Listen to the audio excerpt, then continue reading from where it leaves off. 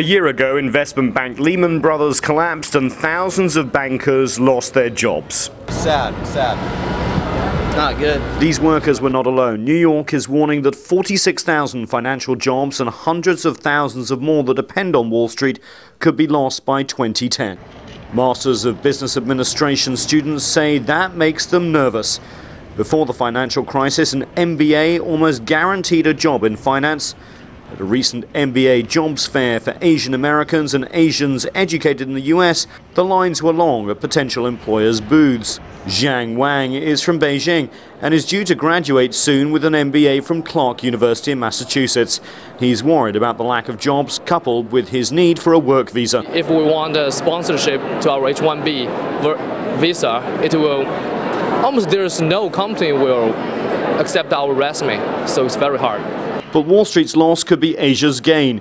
Exhibiting here are a number of Asian countries interested in employing Asian graduates with U.S. educations for jobs in Asia.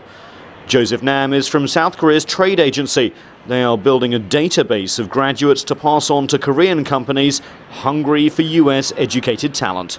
Less jobs at Wall Street means more people that are more willing to go overseas, that are willing to accept, somewhat less compensation.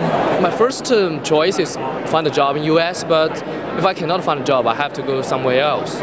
China, India and other Asian countries are seeing an upsurge of highly educated returnees. Last year, the Chinese government saw a jump of 55% in the number of returnees.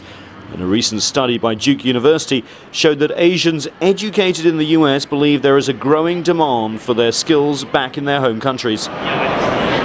While graduates here may be worried about their immediate job prospects, professional organizations believe that Asian Americans and American-educated Asians are ideally placed for the future.